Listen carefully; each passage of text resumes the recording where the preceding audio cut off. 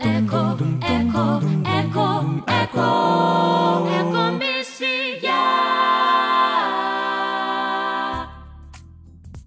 Sveiki, radio stoties XFM laidos Ekomisija klausytojai. Primenu mūsų laidos šūkį. Kaip harmoningai sutarti su pačiu savimi ir aplinka, kurioje gyvename. Tęsime laidų ciklą apie alkoholį ir tabaką, su viltim, kad nors mūsų vaikai ar anūkai gyvens blaivėje ir nerūkančioje Lietuvoje. Ši 41 laida šio ciklo vadinasi Ar privaloma kolektyvinė nikotininė eutanazija lauko kavinėse. Aurelijau, pakalbėkime apie lauko kavinės ir galimybę, kad joje kava kvepėtų kava, karštas pyragėlis pyragėlių, sūris sūrių, o ne viskas vienodai, tabako dūmais ir visą dar prieš mūsų norą į dar sveiką logiką. Ką tu apie tai mastai? Na, aš manau, reikėtų pradėti truputį iš toliau ir šiek tiek prisiminti 2007 metus, kai įsigaliojo draudimas rūkyti baruose ir restoranuose ir kai kuriuose kitose vietose. Ir tada tiek visuomeniai, tiek žiniasklaidoje, tiek tarp politikų buvo labai daug debatų ir ginčų, ar tokia priemonė yra reikalinga, ar jinai nepažeistų rūkančiųjų teisių, ar dėl to kavinės ir barai nepraras lankytojų, ar žmonės ten vis dar vaikščios, ar neatsitiks kažkokiu kitokiu nenumatytų dalykų. Ir dabar jau yra kelinti čia metai, kai mes jau skaičiuojam tą galiojantį draudimą, mes jau beveik ir užmiršom, kad kavinėse ir baruose buvo rūkoma. Ir viskas Lietuvoje veikia labai puikiai. Žmonės tikrai labai gerai laikosi tos nustatytos tvarkos ir nelabai man yra tekę girdėti apie kažkokius rimtesnius pažeidinėjimus. Ir patys žmonės yra garantas, kad tų pažeidinėjimų nebus.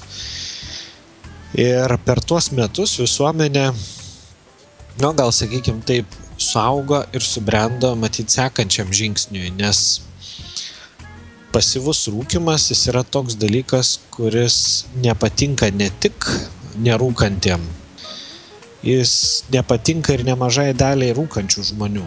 Tai, kaip jūs ir paminėjot, tas guostimas tabako dūmų ir kvėpavimas jais neretai net ir pačius rūkorius nuteikia labai neigiamai.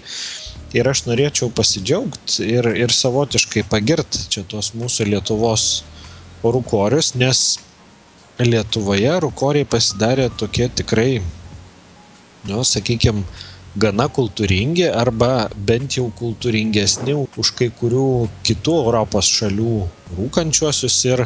Kokia už Vokietijos?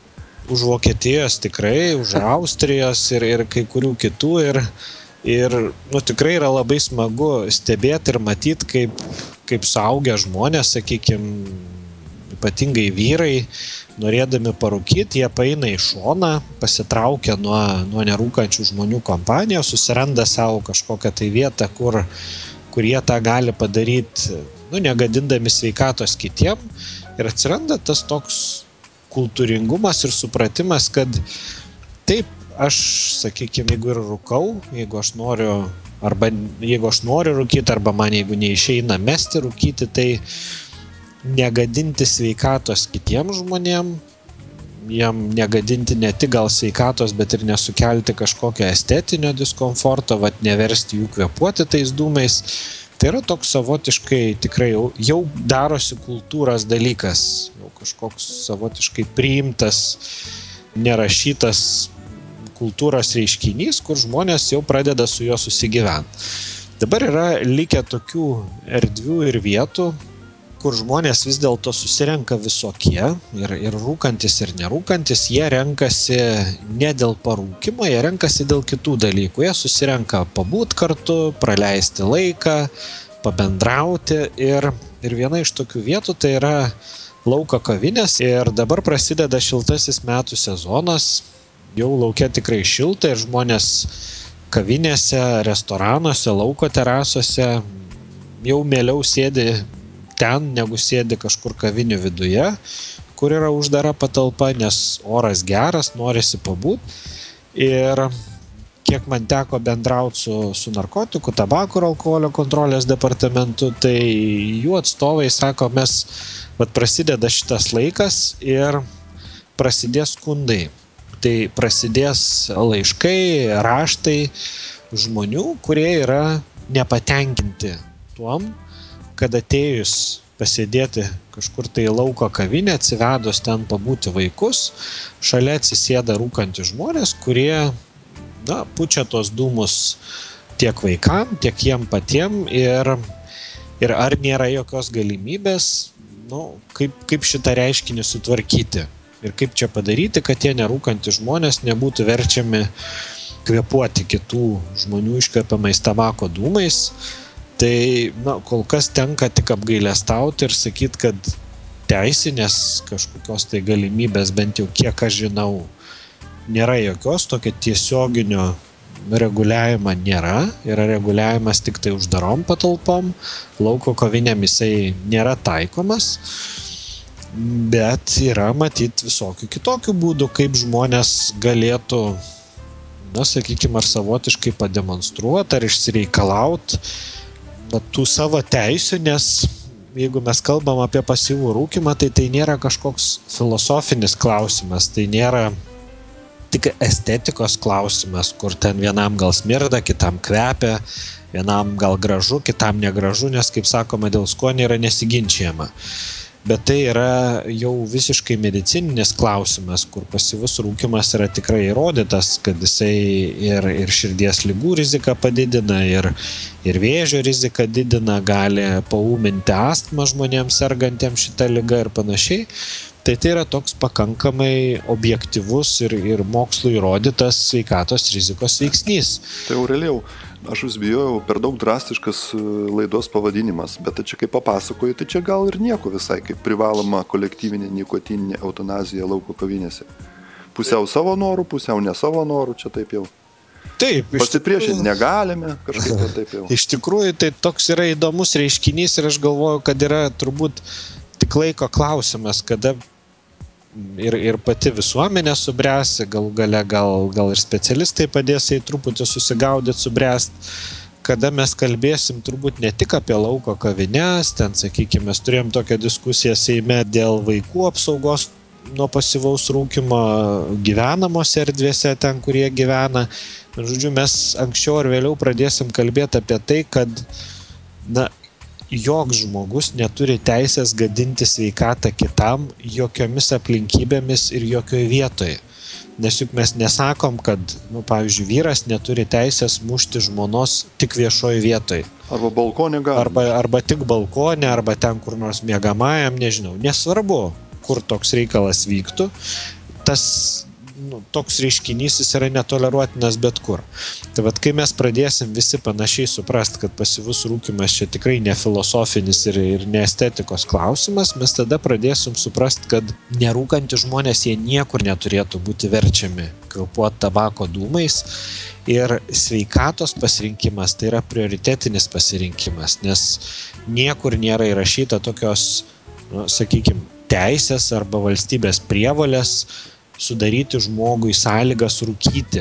Atvirkščiai, Konstitucijoje yra įtvirtinta žmogaus teisė į sveikatą, o ne į ligą, ne į kažkokius tai sveikatos gadinimo elementus.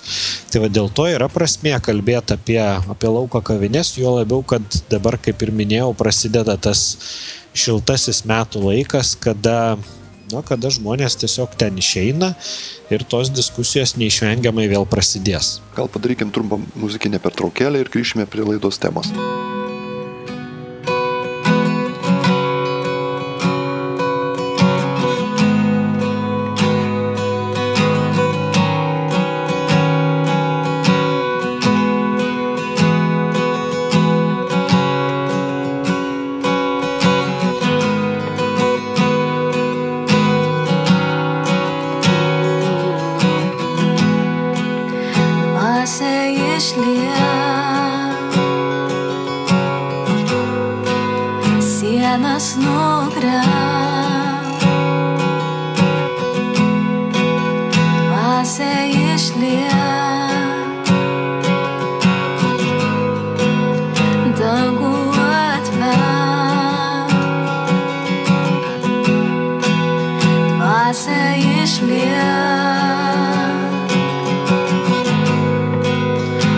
sienas nugriauk,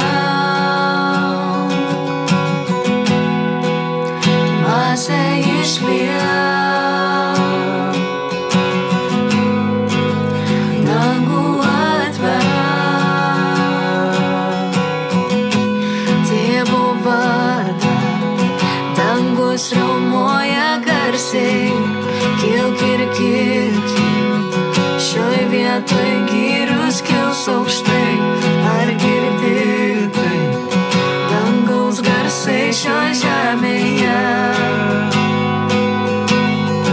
dangaus garsai šioj žemėje, Tėvo vardą, dangus riaumoja garsiai, kilk ir girki, šioj vietoj gyrius kils aukštai, ar girdi tai, dangaus garsai šioj žemėje,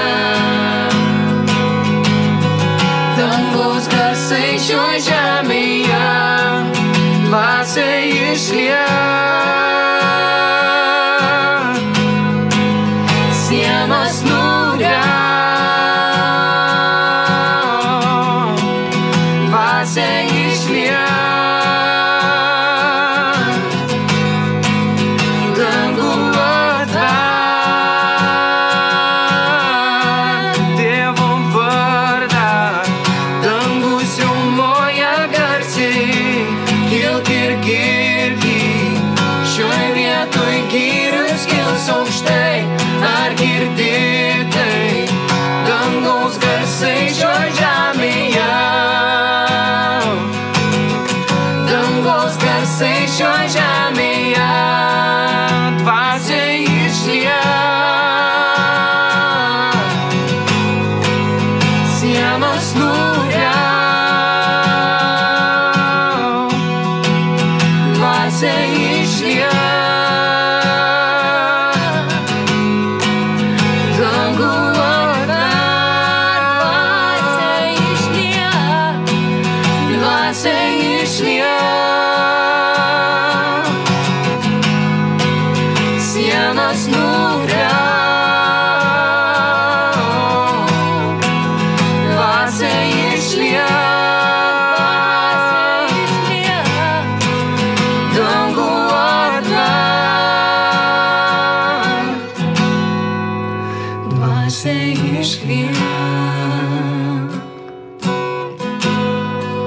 sienas nugriauk, dvasia išliek, dangų atverk. Eko, eko, eko, eko, eko misija. Grįžtame prie mūsų laidos temos. Mačiau neseniai pačio Facebook'e straipsnį apie lauko kavinės ir rūkimą. Tai tas straipsnis yra, kas yra įdomu, kad tai yra jau pernai metų straipsnis ir ta diskusija prasidėjo jau net ir ne šiemet, tik tiek, kad jinai pernai neįgavo kažkokio rimtesnio matyt pagreičio ir nesusilaukė didesnio atsako, bet aš manau, kad tą straipsnį tikrai yra verta prisiminti ir paminėti. Tas straipsnis buvo apie tai, kaip nerūkantis vyras sugalvojo, kaip iš kavinių išgrūsti rūkorius. Gal tas skamba ir nelabai maloniai ir aš galvoju, kad tų rūkorių gal nereikėtų kažkaip piktai iš ten grūsti. Aš manau, kad žmonės didelė dalis yra pakankamai sąmoningi ir jiem gražiai pasakius ir gražiai paprašius, jie didelė dalis susiprastų, kad nereikia rūkyti šalia tų nerūkančių žmonių, bet ten išdėstytos mintis yra labai įdomios. Ir man labai patiko ten toks paminėtas pavyzdys apie vaiką, kur vaikas paprašė mamos, kad jis pasakė, kad jis nori eiti maudytis, o mama pasakė, kad jisai turi pakentėti ir vaikas pareiškė, kad jis nenori kentėti, nori maudytis iš karto. Žodžiu, tas noras kažko malonaus, kažko gero, nelabai vaikui buvo suprantamas, kam čia reikia kentėti ir ko čia reikia laukti.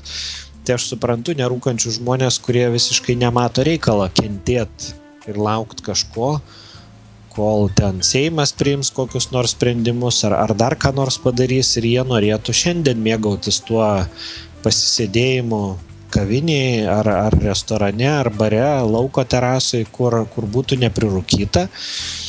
Ir ten tokia įdomi mintis buvo iškelta, kad galbūt atsirastų kavinių, kurios norėtų save pozicionuoti kaip nerūkančios ir pasiūlyti žmonėm tokią alternatyvą, be draudimo, bet tiesiog pasiūlyti vietą, kur nerūkantys žmonės, norintys sveikai gyventi, galėtų, žinodami, kad ten negalima rūkyti, ateiti ir tiesiog praleisti laiką.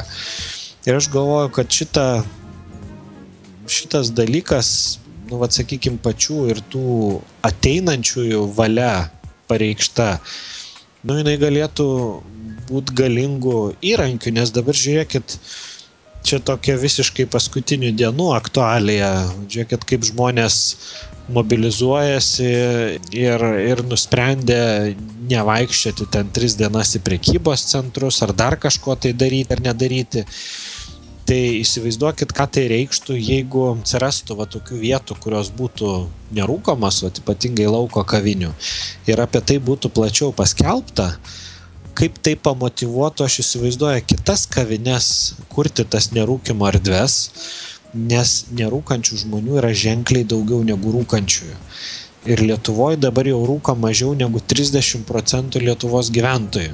Tai reiškia 2/3 yra nerūkantys žmonės.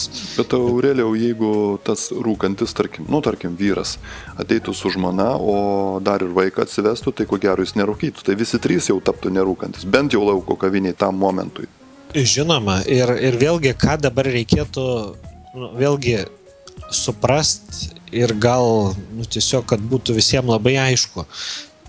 Čia nėra tokia priemonė, kuri apskritai uždraudžia rūkimą, nes vėl žmonės kartais, matyt, neteisingai supranta, jis įsivaizduoja, kad čia rūkoriai apskritai nebeturi jokios galimybės tada niekur parūkyti. Tai visur kitur prašom paeiti ten kažkur į šoną, galima pasitraukti nuo tos kavinės, ten kažkur nuėjus parūkyti. Tai nėra kažkoks iš viso rūkimo draudimas, kuris žmogui nebeleidžia parūkyti, jeigu jis ten to nori. Tai yra tiesiog iniciatyva arba idėja, kuri skatintų, įpareigotų žmonės nerūkyti šalia tų, kurie yra nerūkantis, kaip jūs ir paminėjote. Tai yra arba žmona, arba vaikas, kurie ateina kartu ir kas įdomu, aš kaip ir minėjau, tais 2007 metais buvo labai daug tokių visokių diskusijų, debatų, kad ten žmonės nebeis į kavines, ten ypatingai kažkokius barus, kur ten vyrai susirinkdavo pasėdėti, pagert, parūkyti. Bet net ir tokiom aplinkybėm, kur žmonės neteina su šeima, nes jau kai tu ateini su žmona, ateini su vaiku, tai ta motyvacija nerūkytinai gali būti pakankamai didelė. Tų žmonių tokių pakankamai sąmoningų yra jau nemažai. Bet net ir tokiom aplinkybėm, kai ta kompanija yra mažiau įpareigojanti, visi tie gąsdinimai visiškai nepasiteisina. Nes žiūrėkit, žmonės ir toliau renkasi ten ir žiūrėti krepšinį ir dar kažkokį tai laisvalaikį praleisti. Ir niekam nėra jokios bėdos išeiti kažkur tai į lauką, pasitraukti šoną ir ten, jeigu žmogus nori parūkyti. Ir aišku, šita priemonė, jinai turėjo ir dar tokį vieną įdomų aspektą, be to, kad sumažėjo pasyvus rūkymas, jisai tikrai labai sumažėjo. Žmonės pasidarė sąmoningesni visur. Mes turim atliktus vertinimus, skaičiavimus, apklausas. Pasyvus rūkymas tiek namie, tiek darbo vietoje po visų šitų draudimų jis yra sumažėjęs 50%. Tai reiškia, labai daug? Taip, žmonės pasidarė tiesiog sąmoningesni. Jie nesupyko dėl to, bet jų sąmoningumas išaugo. Žmonės pradėjo norėti daugiau vietų, tokių, kur būtų nerūkoma, kur tos erdvės būtų mažiau užterštos ir panašiai. Žodžiu, šitos priemonės turi ir tokį papildomą efektą, be to, kad tie aplinkiniai yra neverčiami pasyviai rūkyti. Kai paklausta buvo pačių rūkančiųjų, kaip jie elgėsi tokiom aplinkybėm, tai labai nemaža dalis žmonių nurodė, kad jie rūko mažiau nes jie tiesiog tingi keltis, eiti ten kur nors parūkyti ir jeigu jie gali išbūti ilgesnį laiką nerūkę, jie ir vengia tą daryti. O tai jau yra gerai, nes net ir tas mažesnis rūkymas vis tiek yra geriau. Tai yra mažesnė rizika sveikatai ir panašiai. Ir yra tokių žmonių, kurie įvardino, kad iš viso atsisakė rūkymo, nes tai pradeda kelt kažkokį nepatogumą. Anksčiau tai būdavo siejama su tokiu laiko praleidimu, su kažkokiu laisvalaikiu, kai tu čia atsisėdi, patogiai, įsitaisai, tau čia prineša peleninę, aplink tave šokinėja, tuos pelenus ten krato, kažkur išnešinėja. Jeigu viso šito nebelieka ir tos socialinės atrakcijos. Tada yra kiti dalykai ten, sakykime, arbata, kava, kažkoks dar ten užkandis, kurį žmonės mėgsta užkast atėję, tai tam sąlygos lieka, jos yra sudarytos ir žmogui socializacija yra visos aplinkybės paliktos, žodžiu, jis puikiausiai gali leisti laiką su draugais, ateit, pabūt. Eliminuojamas tai yra tik vienas dalykas, tai yra pats tas rūkymo elementas, kuris dažniausiai nepatinka aplinkiniam, kelia susierzinimą ir vėlgi man yra labai įdomu, kodėl iki šiol man bent jau neteko girdėti kažkokių didesnių iniciatyvų iš pačių verslininkų, nes, sakykime, jeigu aš būčiau tokio verslo atstovas ir turėčiau savo ten kažkokią kavinę ar barą ar restoraną, žinodamas, kad didžioji dalis žmonių vis dėlto yra nerūkantis ir jie vis dėlto nori tų nerūkymo erdvių. Man ta finansinė iniciatyva tokia, kaip pasakyti, motivacija, jinai turėtų būti labai didelė, pritraukti tą didesnėje visuomenės dalį, tą didesnę grupę, kuri taptų labiau motyvuota ateiti ir praleisti laiką. Man atrodo, reikėtų paieškoti, nes dabar kaip tik naršau tavo Facebook'e ir ten prašai pasidalinti, gal kas yra girdėjęs, matęs būtent tokių lauko kavinių nerūkamų. Tai radau vieną pasisakymą, pavyzdžiui, Tadas Bergelis, Šilalė, Bamba pica terasoje nerūkoma, Šilalėje yra. Ir kadangi buvo motyvas paieškoti Klaipėdoje, tai taip aš jų kaip ir nematydavau, kaip pats sakai, kažkaip nesimato. Bet prieš keletą dienų važiavau dviračių gražioje vietoje prie grinai senamiesčio centre, prie upės Meridianų laivas matosi ir staiga matau, yra nerūkoma terasa. Tai paėmiau iš savininkų interviu. Gal pačiam ir klausytojams bus įdomu paklausyti. Gal tada padarykim trumpą muzikinę pertraukėlę ir grįšime prie laidos temos. Žinoma.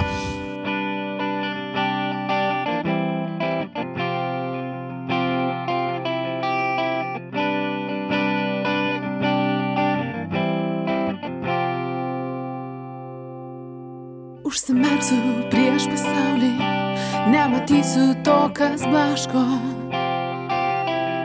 Į tave aš įsikibsiu, nes žinau, kas yra tikra. Aš matau tavo šviesą ir jaučiu pagrindą kietą, nes aš įvaikintas tėvo, nes aš išgelbėtas žmogus, nes per tave esu ne vienas, nes man atleista iš man.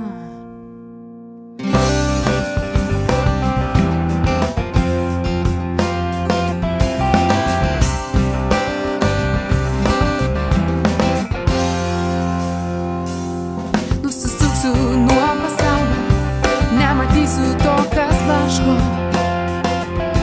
Neišstums manęs iš kelio, mano nuoskaudos ir melas.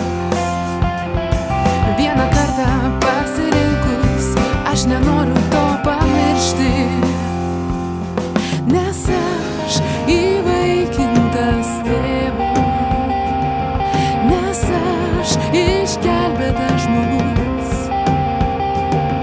nes per tave esu ne vienas. Atleista iš malonės, aš įvaikintas tėvo, nes aš išgelbėtas žmogus,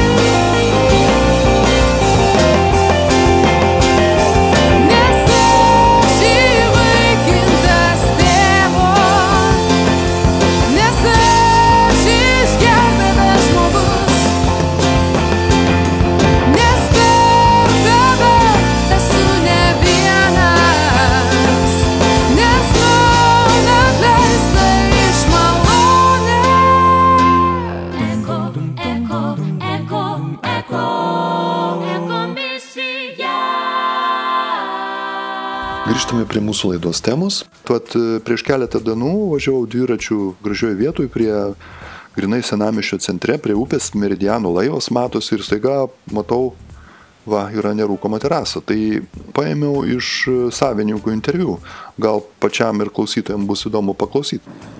Taigi, gerbiamas Andriau, o kada ir kaip jums kilo mintis padaryti tokią lauko terasą, kurie būtum apsaugotas nuo tabako dūmų ir ar su vaikais sėdinčiam žmonėm, ar šiaip nelabai linkusiem ten valandą prisiuostyti tų visų tabako dūmų.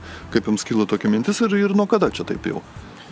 Mintis kilo prieš metus atidarant lauko terasą, kadangi terasa yra įstiklinta, apstiklinta, kaip sakyti, ir matėm, kad jeigu vėjelio nebus ar rami diena ir kad tas visas dūmų debesis nesilaikytų terasoje, nusprendėme žengti tokį žingsnį, padaryti nerūkomą zoną. Tu čia maždaug, kada sakai, prieš metus. Prieš metus laiko gausi. Tai praeito sezono pradžioje. Tai dabar jau Taip, antras sezonas dabar. O dabar toks natūralus klausimas. Tokia lauko terasa, tai yra, aš bent jau Klaipėdoj, gal ir yra, bet aš bent nemačiau. O pats ar esi matęs? Ne. Nematė. Nes tu toj sferoje, toj veikloje sukiesi, tai ne tai, kai iš gatvės žmogus, tai tu kažkaip lyg tai ir žinotum. Gal apsirinki, bet panašu, kad nėra. Taip, gal apsirinku, bet panašu, kad nėra. Neteko matyti kažkur, tai kažko kopijuoti, tai buvo mūsų toksai... Grinai pačių sugalvotas toks dalykas. O dabar klausimėlis toks.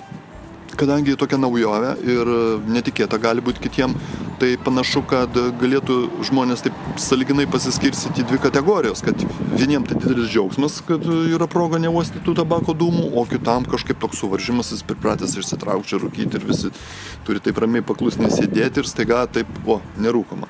Tai turbūt buvo ir tokių kažkokių pasisakymų ir anokių pasisakymų. Ar galėtum truputį papasakoti, kad vieni, tarkim, džiaugiasi ir kaip jie sakė, ar sakė kas nors, kad čia smagu, kad gerai, o kiti, kad kažko, o čia kaip negalima, ar papasakok išsamiau. Taip, sakė, kas smagu, sakė, kad tie, kas turi vaikus, būtent daugiau, ir tie, kas nerūko, tą palaikė idėją. Buvo ir bambančių šiek tiek žmonių, bet tokių kategoriškų žmonių, kad ten nebeįsiu tenai pas tave, kad negalima rūkyti. Net nepamenu tokių atvejų, ar piktavališkai, kad užsirūkytų. Tai būdavo tų minčių ir seniau, kad kavinėse rūkoma buvo ir visi sakė, kad bankrutuosim. Ta prasme, ir padarė nerūkomas zonas kavinėse ir ne viena kavinė nebankrutavo dėl to atveju. Jeigu būtų pas mus taip prastai, galbūt mes būtume taip pat nuėmę tą ženklą, bet žmonės turi supratimą ir kas parūko, netingi atsikelti ir išeiti šalimais į rūkomą zoną ir parūkyti. O Andriau, klausimėlis dar toks, ar nuo to sprendimo tokio verslo viskas tvarkoja, nes kaip minėjai buvo tokių netgi prieš įvedimo draudimo rūkymas viduj kavinėse, ten kokių pusę metų ten buvo kalbos ir internete visur, kad čia jau žlugs visas kavinių verslas, kad čia bus blogai viskas. Ar jūsų verslui gerai po to sprendimo viskas tvarkoja? Taip, viskas tvarkoja. Nepastebėjom ten didelių pokyčių, ar kad netektume pusę lankytojų rūkančių. Nes pagal idėją tai galėtum mąstyti, kad jau tu pusę klientų ir prarasi, bet ar taip? Taip, pagal idėją taip galėjom mąstyti, bet taip nebuvo.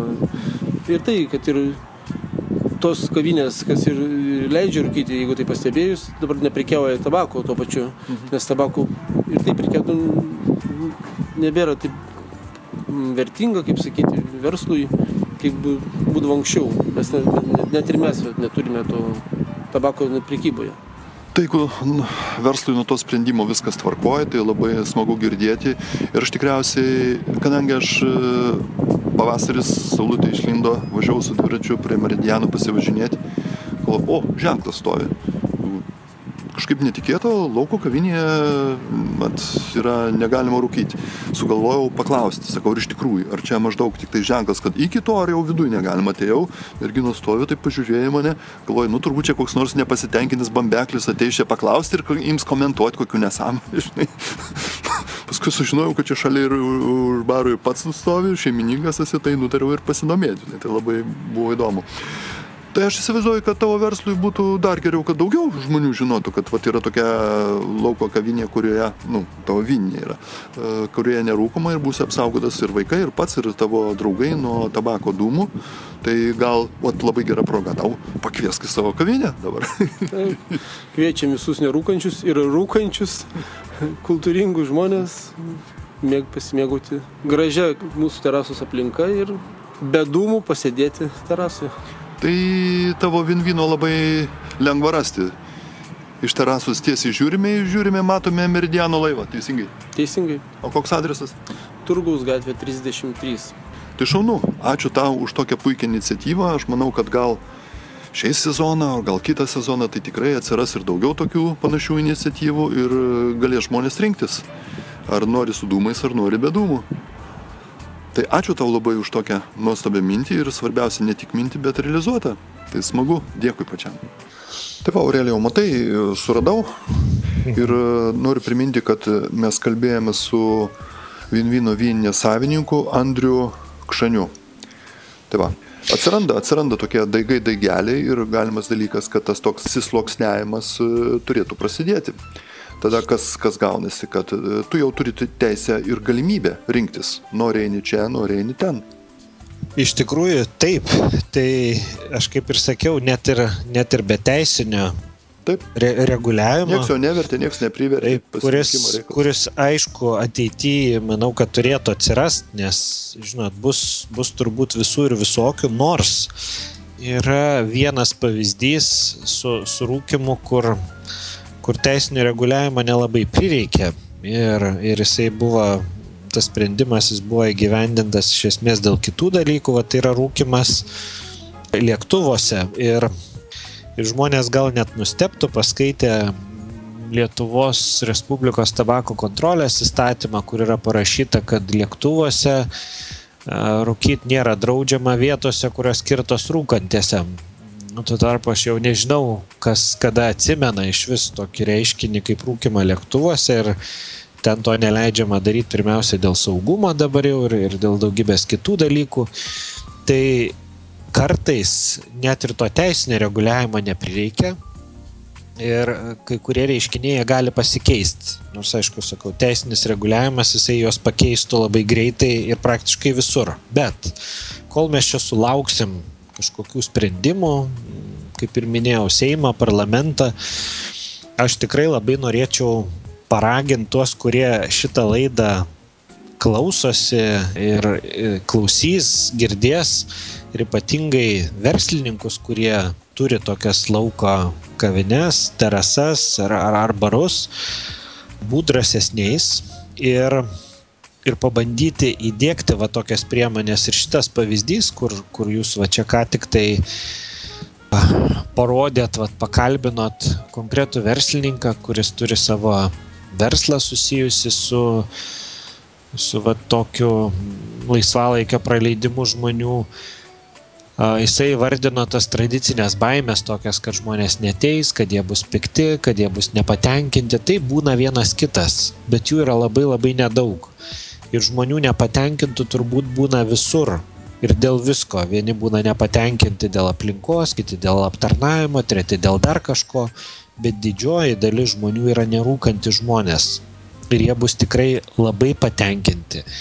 Ir aš tai sakyčiau, iš viso galima netgi pabandyti paorganizuoti tokį dalyką kaip tų vietų viešinimą, net ir be kažkokių labai didelių investicijų, bet yra tie patys socialiniai tinklai, kur aš tikrai mielai pasidalinčiau, jeigu kažkas tai paimtų ir parašytų, susiradęs mano, kad ir socialinio tinklo profilį, įvedęs tiesiog vardą ir pavardę ir paprašyčiau savo kolegų ir draugų pasidalinti tokiomis vietomis, kur verslininkai apsispręstų ir įvardintų, kad tos jų lauko terasos, kavinės ar vietos yra skirtos nerūkantiem žmonėm, tiksliau gal negalima taip sakyti nerūkantiem žmonėm, tiesiog ten yra nerūkoma.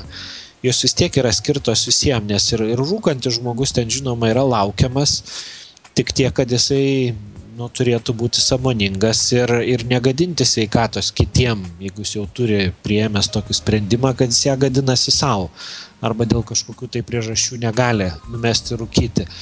Ir jeigu prasidėtų bent truputį didesnis toks judėjimas, pajudėjimas ir žmonės, kurie mėgsta lankytis kavinėse, mėgsta leisti ten laiką, jeigu jie pradėtų dalintis tokiomis vietomis, pradėtų rašyti, tai būtų savotiška ir nemokama reklama tom vietom. Ir čia kaip ir visur, kaip ir visame versle, kas pirmesnis, tas gudresnis. Tai yra tas, kuris pirmas pasiskelbia, pasisako, jisai turi didesnę tikimybę pritraukti daugiau tų lankytojų, kurie ateitų ten pasėdėti, praleisti laiką. Ir jeigu miestuose atsirastų bent po vieną tokią, jie tikrai, aš manau, turėtų konkurencinį pranašumą. Ir yra dar vienas toks dalykas, kad žmonės, kurie yra nerūkantis arba rūkantis žmonės, kurie supranta, kad nereikėtų rūkyti. Man atrodo, jie gali net ateiti iš tokio kaip pilietinio solidarumo. Gal net ir toliau ateiti, gal jam bus nepatogu ar kažkas ir gal net ir ta kava netokia, arba netaip atrodo ir interjeras, ne interjeras, bet netgi ir taip, galima ir vertinti ir taip. Taip, iš tikrųjų, taip. Tai čia vienas dalykas. Kitas dalykas, šitie žmonės, jie paprastai yra ir kitais aspektais kultūringesni. Jie kultūringiau elgiasi toj vietoj, kur jie yra atėję. Tai reiškia, jie paprastai mandagiau ir bendrauja, jie mažiau kažkokių konfliktų sukelia ir panašiai. Tai net jau ir iš tos pusės žiūrint, šitiem verslam turėtų labiau apsimokėti ir būti tiesiog, kaip pasakyti, patraukliau, net ir jam patiem tokį verslą vystyti. Ir tas laikas, kada žmonės eidavo praleisti laiką ten į bet kokią skylę, aš manau, jis kuo toliau, tuo labiau praeina. Ir žmonės dabar labai jau žiūri ir kaip jie yra aptarnaujami ir į tą pačią aplinką žiūri. Ir galų gale, jeigu nevertinti to rūkymo pasyvaus kaip rizikos sveikatai, tai net ir ta estetika yra svarbi. Jeigu aš kažkur nueinu ir man ten visą laiką smirda kažkas, tai nesvarbu, kas smirda, ar ten kanalizacija kažkokį negerą kvapą leidžia, ar ten kažkas atsisėdęs ištisai pučia dūmus man į veidą ar į nugarą. Tai aš kitą kartą pagalvosiu, ar man ten tikrai yra labai smagu lankytis, gal aš galiu susirasti kažkokią kitą vietą ir jeigu ta kita vieta būtų, aš žinau, kad yra daug žmonių, kurie tikrai, kaip jūs ir minėjot, ir toliau pavažiuotų arba toliau paeitų, bet tą padarytų dėl to, kad galėtų tą laiką praleisti sveikiau, maloniau, nesigadindami savo sveikatos, galų gale ypatingai tiem, kurie turi vaikų, tai jie ir pavyzdį tinkamesnį parodytų, nes visi šitie pasyvaus rūkymo reguliavimai, jie rūkymą daro ir socialiai mažiau priimtinų reiškinių.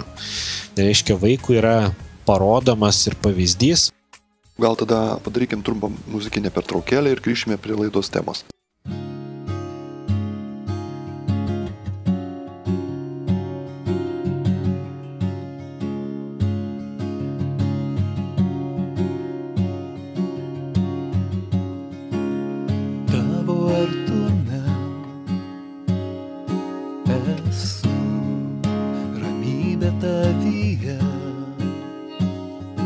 Randu savo meilės glėbyje, sušildyk mane.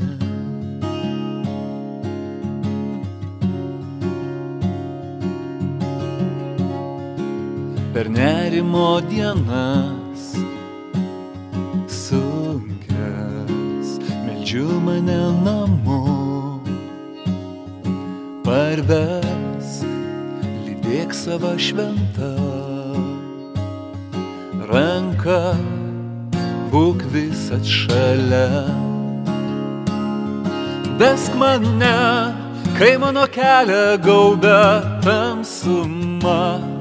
Vesk mane, kai širdis sugraudina vienuma. Tavyje gyvybės upė teka amžina. Viešpatie, vesk mane. per amžius vesk mane.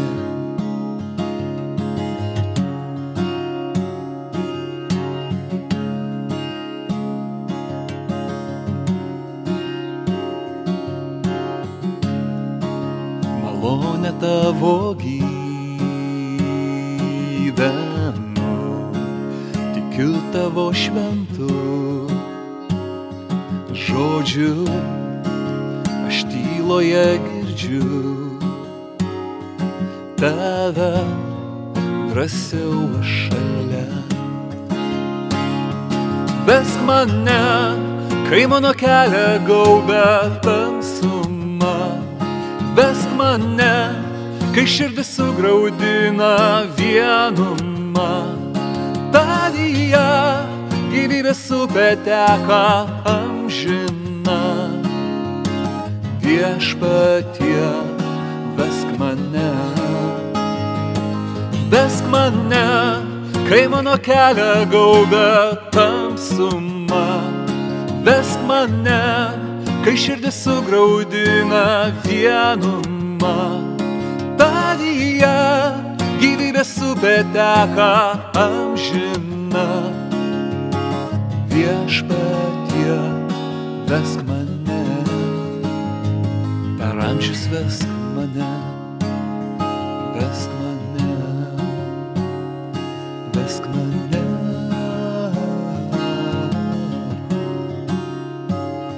Per amžius vesk mane.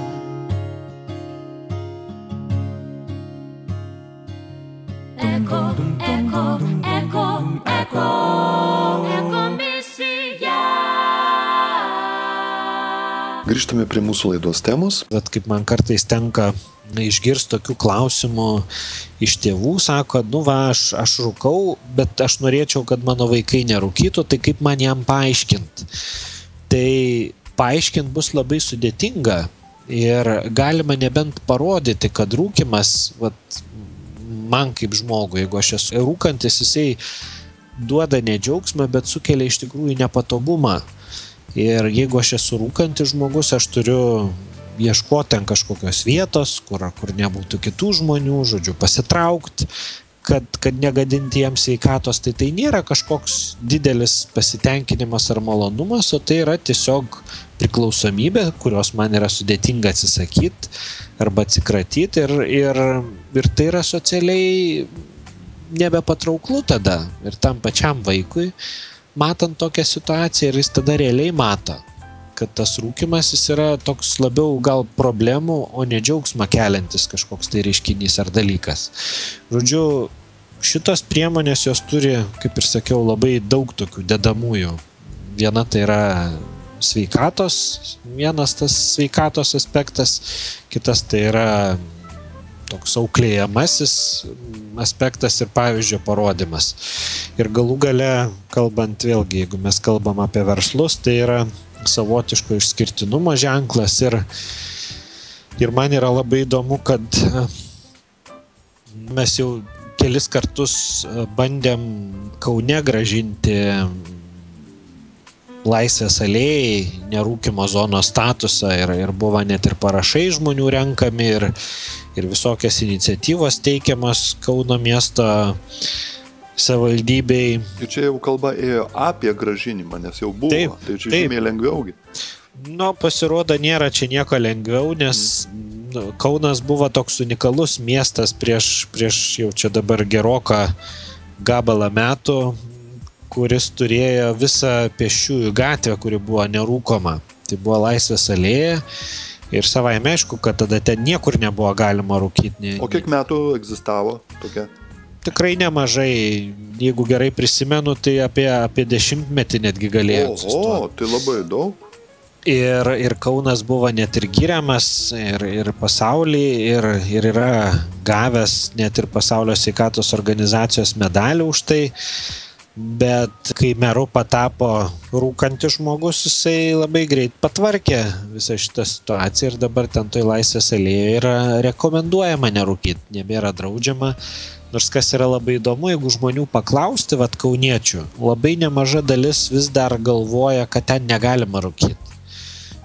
Nors tas draudimas yra atšauktas, bet nemaža dalis žmonių, tiesiog priprato ir žinodavo, kad ten toj vietoje atėjus į šitą gatvę rūkyti yra negalima. Ir kai buvo bandoma sugrąžinti, būdavo pasakoma, tai kas bus, čia žodžiu, sunyks tos kavinės, barai, pizzerijos ten, kurios yra, tai kaip ten bus, jos ten laukia tada negalės, žodžiu, nebus galima rūkyti, žodžiu, čia bus išstumtas verslas ir panašiai. Tai visai bereikalo tai buvo galvojama, todėl kad, aš kaip ir minėjau, nerūkančių žmonių yra ženkliai daugiau negu rūkančių.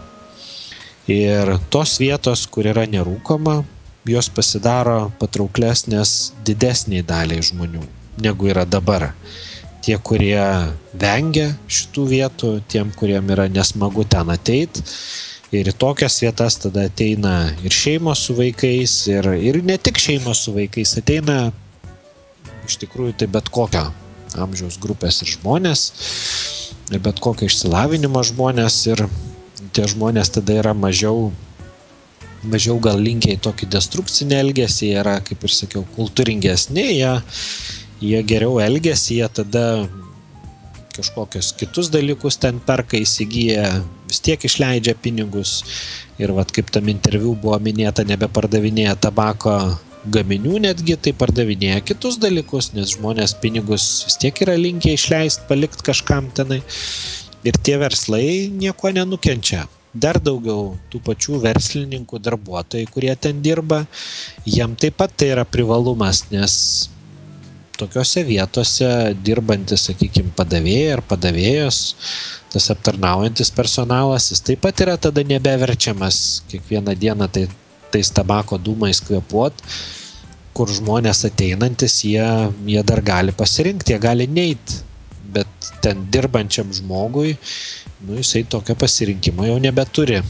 Ir ten dažniausiai dirba jaunos merginos, kurios padavėjomis, kurios tiesiog papildomai matyt užsidirba ar studijų metu, tai mes to žmonės verčiam rizikuoti savo sveikatą ir verčiam ją gadintis, nors tos rizikos ir žalos būtų galima išvengti labai nesudėtingom priemonėm.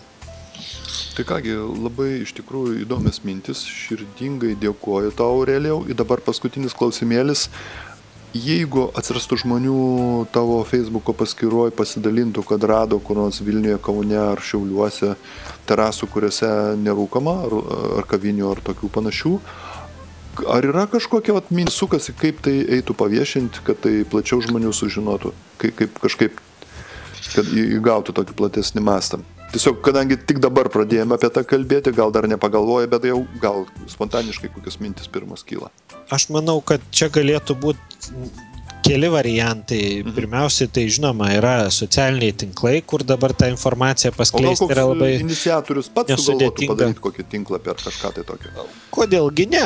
Gal tikrai atsirastų kažkas iš verslų, kurie patys tą pasiūlytų, nors socialiniam tinkle sukurti net ir puslapį yra labai nesudėtinga ir aš tikrai galiu tą padaryti. Tai apsimtumėt? Žinoma, mielai ir ten būtų galima tas vietas skelbti, žmonės galėtų ten lankytis, pranešti, kur yra tokia vieta, kur galima nueiti ir pabūti su šeima. Aurelijau, kiek draugų turite? Aš turiu maksimum kiek galima, dabar jau daugiau nebegaliu turėti socialiniam tinkle, aš turiu 5000 draugų ir jau net nebegaliu priimti daugiau nieko. Tai yra pakankamai didelė grupė, kur aš sakau, vėlgi tikrai mielai pasidalinsiu ir tai nemažai. Ir tai nieko nekainuoja. Ir aš galvoju, kad gal netgi, jeigu ta iniciatyva pajudėtų, aš kažkaip turiu vilties, kad gal net atsirastų ar gal ir radijo stočių, ar žiniasklaidos kitų priemonių. Kilo mintis tokia appsas galėtų būti. Pavyzdžiui, atvažiuoju kokį nors miestą, nerūkoma, čink, ženkliukai, žinai, už 200 metrų galiu rinktis, va čia, prašau, žinai. Tikrai labai turbūt tai gan nesudėtingas turėtų kažkoks appsas. Žinoma, tik tiek, kad tas appsas jisai turėtų iš kažkur tą informaciją gauti. Kad jinai būtų patikrinta, bet iš kitos pusės nepatikrinta nerizikuotų turbūt ir dėti. Įsivaizduokit, pasiskelbė kavinė, nerūkoma, ateinu, ten rūkoma. Tai turbūt pasipiktinimas trigubai didesnis būtų. Nu, greičiausiai, kad ten tikrai niekas daugiau nebeitų. Ten jau neatsipirktum, nežinau, kiek metų turėtų nugaruota, žinai, neigiamą emociją po tokio, tai vargu, čia sumeluot neišeitų, tik ateini ir, dar turbūt ištasytų po socialinius tinklus už tokį fokusą ten, ar ne taip? Žinoma, kad taip. Na, kad taip. Nu kągi, tai tikrai pavasaris saulutė šviečia, gražu ir ta mūsų laida, aš manau, kad šiaip kaip tabako dūmai neišgaruos, kažkokį turės gal įtaką, gal pasisės kažkokie daigeliai, dar daugiau gal atsiras. Ir aš manau, kad kažkokį panašų laidų ciklo reikės padaryti. Gal su teisininkais pašnekėti, gal su politikais pašnekėti, tą idėją, gal su pačiais žmonėm. Tai ačiū tau, Aurelijau, dėkoju už išsakytas mintis ir už pažadus, kad jeigu atsiras kažkokios informacijos, tai tu ten sugalvosi, kaip tą sutvarkyti ir patalpinti, kol kas nors appsą sukurs. Žinoma. Ačiū tau, Aurelijau, ačiū jums, radijo klausytojai, sudiev, iki sekančių susitikimų eteryje.